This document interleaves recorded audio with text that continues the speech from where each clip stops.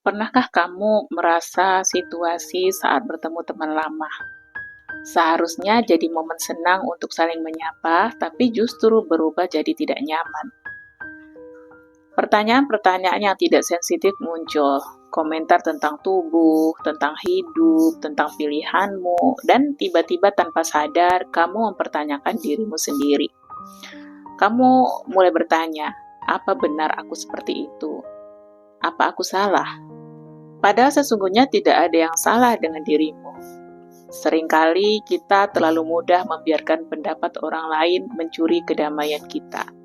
Misalnya ada yang bilang, kamu kok kurus banget sih? Lagi banyak masalah ya? Lalu kita jadi makan banyak hanya karena ingin membuktikan sesuatu.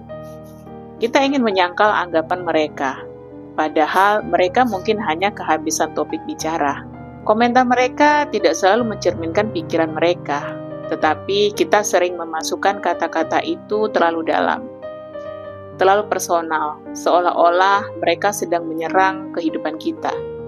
Dan disinilah stoikisme memberi pengingat lembut, tapi tajam. Ada hal-hal yang bisa kita kendalikan dan ada yang tidak. Pendapat orang lain itu bukan tanggung jawab kita. Komentar tentang tubuh kita itu juga bukan kendali kita. Apa yang bisa kita kendalikan? Cara kita menanggapinya, cara kita memaknainya, cara kita memperlakukan diri kita sendiri. Tubuh kurus tidak berarti tidak bahagia. Tubuh gemuk pun tidak berarti putus asa. Setiap tubuh punya cerita, punya perjuangan, punya alasan, dan kitalah yang paling tahu cerita itu. Ada satu hal yang jarang dibicarakan tapi sangat berpengaruh, yaitu luka masa kecil. Banyak orang tumbuh dari lingkungan yang keras, teriakan, bentakan, kekerasan yang dibungkus dengan alasan untuk mendidik. Mungkin kamu pernah mengalami hal ini. Mungkin kamu pernah tumbuh dalam rumah yang seharusnya jadi tempat paling aman, namun justru menjadi sumber luka paling dalam. Awalnya kita menganggap itu wajar, mengira semua keluarga juga begini. Tapi saat tumbuh dewasa dan melihat teman-teman dibesarkan dengan kasih sayang, barulah kita sadar, ternyata ada cara lain untuk mencintai. Ternyata ada cara lain untuk mendidik. Lingkungan keras membentuk manusia dengan dua cara berbeda. Ada yang tumbuh menjadi pribadi penuh kemarahan, yang mudah membentak, memukul, membanting barang, karena dulu ia tak bisa melawan di rumah, dan kini ia balas dendam ke dunia.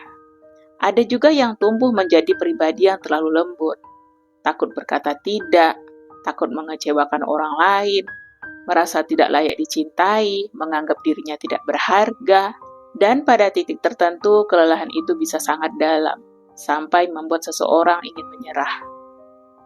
Tapi begini, luka masa lalu bukan vonis yang tidak bisa diganggu-gugat. Ia tidak harus menentukan masa depanmu. Kita bisa belajar memahami diri, mencari dukungan, dan perlahan membangun kembali kepercayaan diri yang pernah hilang. Yang terpenting kita memilih untuk tidak mengulang siklus itu. Kita memilih menjadi orang yang aman untuk diri sendiri dan untuk orang lain. Ada hal lain yang sering terjadi tanpa kita sadari.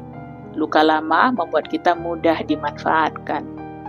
Karena sangat ingin diterima, sangat ingin dicintai, kita jadi mudah percaya pada seseorang yang seolah-olah menawarkan perlindungan. Padahal sebenarnya sedang menjerat kita.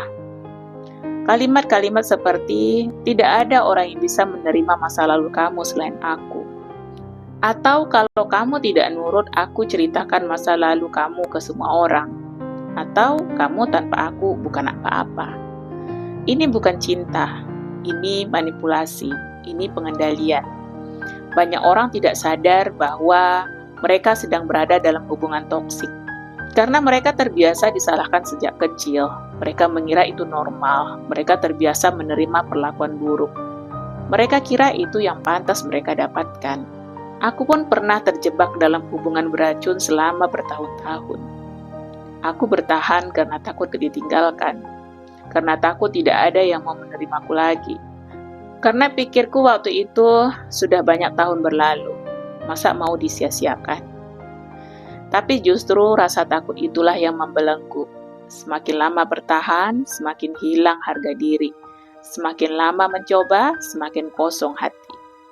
Hingga suatu hari aku memutuskan berhenti. Berhenti menyangkal kenyataan. Berhenti berharap pada sesuatu yang menyakitkan. Berhenti mengorbankan diri demi seseorang yang tidak pernah benar-benar peduli. Dan ternyata aku baik-baik saja. Bahkan banyak hal baik baru muncul dalam hidupku.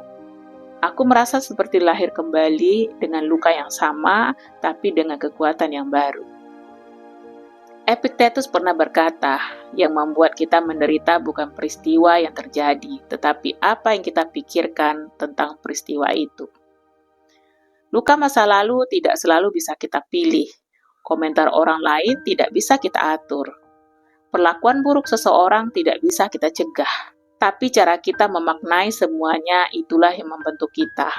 Dan ketika kita mulai mengganti cara berpikir, ketika kita mulai memandang diri sendiri dengan mata yang lebih lembut, pelan-pelan harga diri kembali tumbuh. Pelan-pelan kita perlu belajar beberapa hal. Yang pertama, terima bahwa masa lalu tidak bisa kita ubah, tapi masa depan bisa. Yang kedua, jangan biarkan pendapat orang lain menentukan nilai dirimu. Yang tahu perjuanganmu hanya kamu. Yang ketiga, keluar dari hubungan yang menguras harga diri. Cinta tidak pernah datang dengan ancaman. Keempat, cari lingkungan yang aman. Teman, keluarga, profesional. Kita tidak harus kuat sendirian. Yang kelima, bangun dirimu perlahan.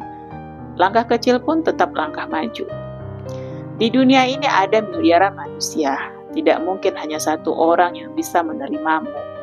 Dan jika ada yang berkata bahwa hanya dia yang bisa mencintaimu, percayalah dia sedang membohongimu. Karena cinta yang sehat tidak menakut-nakuti, tidak mengancam, tidak memanipulasi. Cinta yang sehat membebaskan. Pada akhirnya, menerima dan menghargai diri sendiri bukan tentang sempurna. Bukan tentang membuktikan apapun kepada siapapun. Itu tentang berdiri di depan cermin dan berkata, aku pernah terluka, tapi aku tidak menyerah. Aku pernah jatuh, tapi aku bangkit kembali. Dan hari ini aku memilih untuk mencintai diriku apa adanya. Karena ketika kita mulai berdamai dengan diri sendiri, ketenangan datang, kekuatan tumbuh, dan perlahan kita menjadi versi yang terbaik dari diri kita. Terima kasih sudah menyaksikan video ini sampai dengan selesai. Sampai jumpa di video selanjutnya. Assalamualaikum warahmatullahi wabarakatuh.